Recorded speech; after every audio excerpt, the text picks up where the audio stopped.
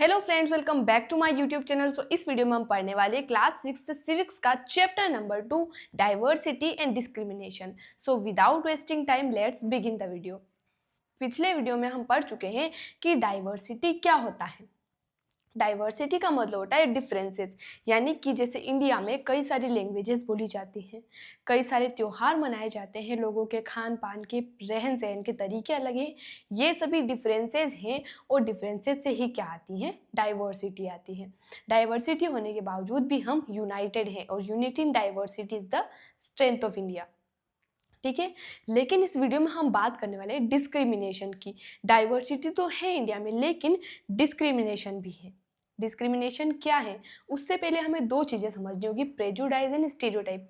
Prejudice का मतलब होता है पूर्वाग्रह, यानी कि टू जज अदर पीपल नेगेटिवली और सी देम एज इन्फेरियर, यानी कि किसी के बारे में हम पहले से अगर कोई राय बना लेते हैं नेगेटिव, तो उसे हम कहते हैं प्रेजुडाइज। जैसे कि अगर हम सोच लें कि जो विलेजर्स होते हैं दे आर अनएजुकेटेड, तो ये एक प्रेजुडाइज है। और स्टेरियोटाइप क्या होता है, स्टेरियोटाइप का मतलब होता है to fix people into one image, किसी व्यक्ति के बारे में एक फिक्स इमेज बना लेना। जैसे कि गर्ल्स स्पोर्ट्स नहीं खेल सकती, बॉयज डोंट क्राई, तो ये हमने एक फिक्स इमेज बना ली और इसकी वजह से, स्टेरियोटाइप की वजह से हम ऐसे काम नहीं कर पाते जिनके हम लायक हैं, वो हमारे अंदर एबिलिटी है, लेकिन वो एक फिक्स्ड बन चुकी है इमेज कि हम ये नहीं कर सकते, तो फिर हम वो नहीं करते हैं।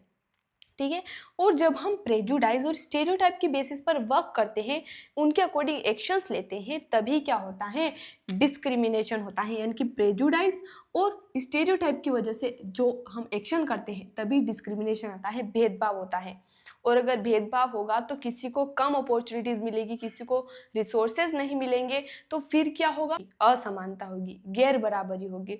ठीक है, और इक्वेलिटी जो है, समानता, equality is a value that we have to keep striving for it. Equality कोई ऐसी चीज़ नहीं है कि ऑटोमेटिकली हमें मिल जाएगी। अगर हमें इक्वेलिटी चाहिए तो हमें उसके लिए स्ट्रगल करना पड़ेगा, एफर्ट्स लगाने पड़ेंगे। अगर डॉक्टर BR अम्बेडकर की भी हम बात कर रहे हैं तो उन्होंने भी डिस्क्रिमिनेशन फेस किया, लेकिन ही डिसाइडेड कि ये सिस्टम चेंज होना चाहिए, किसी भी व्यक्ति के साथ किसी भी तरह का भेदभाव नहीं होना चाहिए।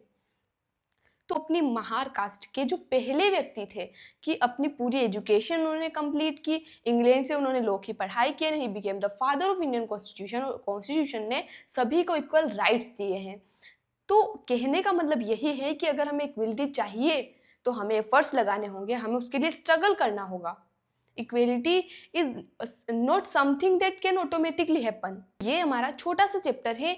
आई होप आपको ये चैप्टर समझ आया होगा।